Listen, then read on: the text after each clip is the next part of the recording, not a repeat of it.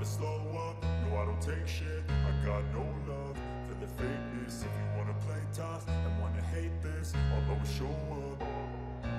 I don't ever slow up, no I don't take shit. I got no love for the fakeness. If you wanna play tough and wanna hate this, I'll always show up and make a statement. I don't ever slow up, no I don't take shit. I got no love for the fakeness. If you wanna play tough and wanna hate this, I'll always show up and make a statement. Everything. Marc Marquez percaya bahwa Bagnaia dan Martin membawa perebutan gelar mereka ke level yang sangat tinggi sehingga kemungkinan besar mereka akan gagal lagi, termasuk dia. Kecuali kejutan besar, perebutan gelar juara MotoGP musim ini tinggal soal 2. Seperti yang terjadi pada tahun 2023, Pecco Bagnaia dan Jorge Martin dipanggil untuk bertarung lagi. Dengan pembalap Spanyol itu mengungguli pembalap Italia itu di klasifikasi umum dengan 4 Grand Prix tersisa hingga akhir lintasan. Hingga Grand Prix Indonesia, baik Marc Marquez maupun Enea Bastianini terpaut kurang dari 2 Grand Prix di klasemen. Namun kejatuhan mereka di Mandalika praktis membuat pilihan mereka hancur. Setelah event terakhir di Jepang, juara dunia 8 kali itu berada di urutan keempat secara keseluruhan, dengan 311 poin, tertinggal 81 poin dari Martin. Sedangkan pembalap dari Rimini, yang akan ia gantikan di tim resmi Ducati pada tahun 2025, tetap unggul 2 poin. Oleh karena itu, duel Bagnaia dan Martin akan semakin intens di Grand Prix Australia, Thailand, Malaysia, dan terakhir Valencia, karena mereka hanya terpaut 10 gol di Piala Dunia. Hal ini terjadi setelah beberapa kali pergantian kepemimpinan selama kampanye, dan dengan beberapa fluktuasi dalam perbedaan tersebut. Faktanya, mereka tiba di Motegi dengan selisih 21, namun sang juara bertahan memberikan pukulan telak dengan 2 kemenangannya di babak Jepang. Sesuatu yang menjadi ciri laga ini adalah kesalahan, besar atau kecil, yang dilakukan oleh pemain Turin dan pemain San Sebastian de los Reyes. Bagnaia gagal memulai dari Aragon, dan mengalami 2 angka 0 di sana dan di Misano, di MotoGP Emilia-Romagna. Kita punya contoh terakhir kegagalan Martin di Jepang, kecelakaan yang dialaminya di Q2 menyebabkan ia harus start dari posisi ke-11. Terpaksa mundur sementara rivalnya memimpin dengan lebih tenang.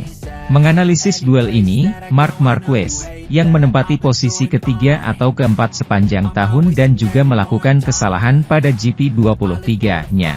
Sementara itu, Jack Miller mengomentari perasaannya dalam balapan panjang di Motegi, menunggu perjalanan ke negara asalnya untuk berkompetisi di sana.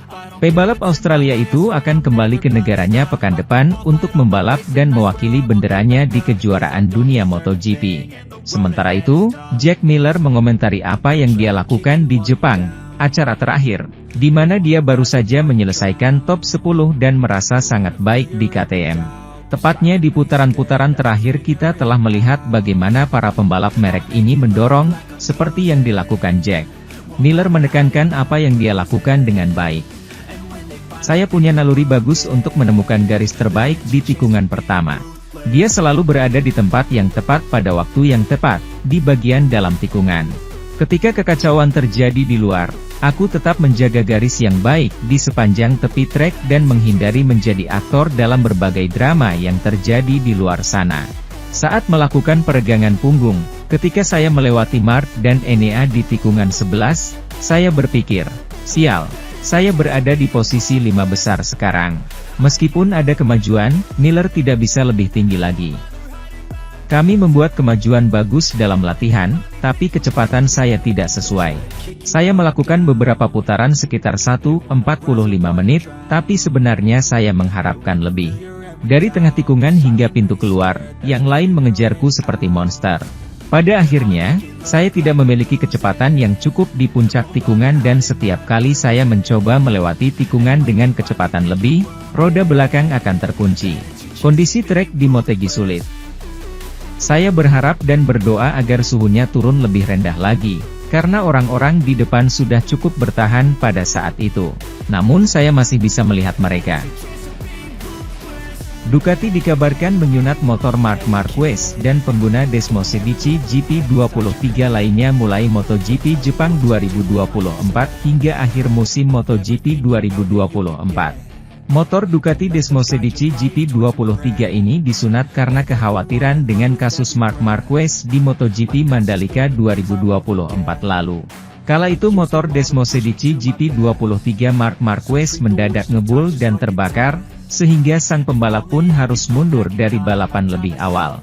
Melansir Teres, salah satu sumber yang tak disebutkan namanya mengungkap kekhawatiran besar Ducati tentang terulangnya kasus tersebut. Dan salah satu solusi yang dianggap paling aman oleh Ducati adalah mengurangi performa motor GP23. Padahal dalam beberapa race terakhir, GP23 sudah menunjukkan peningkatan performa seperti yang diperlihatkan Marc Marquez dan lainnya. Sangat disayangkan karena artinya Marc Marquez, Alex Marquez, Marco Bezzecchi dan Fabio Di Giannantonio akan kembali semakin sulit menandingi pengguna GP24. Meski motor tahun lalu, GP23 sendiri memang tetap mendapat upgrade dari Ducati agar tetap bisa mengimbangi GP24. Ducati memberikan komponen-komponen baru yang memang berhasil membuat GP23 semakin kencang di setiap balapannya.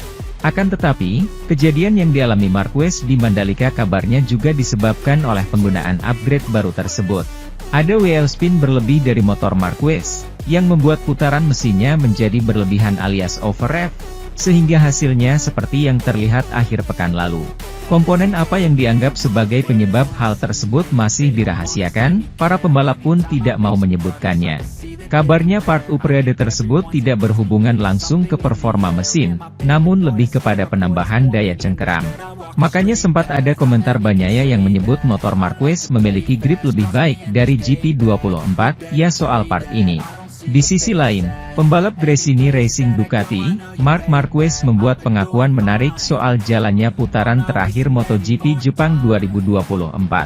TBD Alien mengaku sempat takut menjelang akhir balapan Minggu, 6 Oktober 2024. Sosok Enea Bastianini menjadi sumber ketakutannya. Marquez khawatir ditikung pembalap Ducati Lenovo tersebut pada putaran pamungkas. Sementara itu, Aleix Espargaro kembali mengalami akhir pekan yang sulit bersama Aprilia di Motegi, terhambat oleh kurangnya grip yang terulang di RSGP. Aleix Espargaro sadar bahwa Grand Prix Jepang di Motegi bisa menjadi rumit baginya, dan memang demikianlah adanya. Sementara Maverick Vinales menemukan sensasi yang lebih baik, seperti yang telah ia lakukan di Indonesia dan Misano, bahkan menyelinap ke barisan depan grid. Rekan setimnya memulai dengan kaki terkilir sejak Jumat, dan tidak mampu membalikkan keadaan. Pembalap Spanyol itu tidak bisa melewati posisi ke-15 di kualifikasi, gagal lolos ke Q1 sebagai pebalap Aprilia ketiga, di belakang Raul Fernandez, ketiga, dan di depan Lorenzo Savadori, pengganti Miguel Oliveira di Track House. Tertinggal sejauh ini membahayakan performanya, dalam sprint ia mencoba bangkit, namun ia kehabisan tekanan dan suhu di ban depan dan berakhir di tanah. Dalam balapan jarak jauh, segalanya berjalan sedikit lebih baik baginya dan dia mampu finish di urutan ke-9, sebagai yang terbaik di tim Noale setelah Vinales terjatuh. Tentu saja, Aleix kembali menderita, ia finish 30 detik di belakang pemenang, dan 10 detik di belakang pebalap yang finish di depannya, Ducati Pertamina Enduro VR 46, dan terhambat karena kurangnya grip.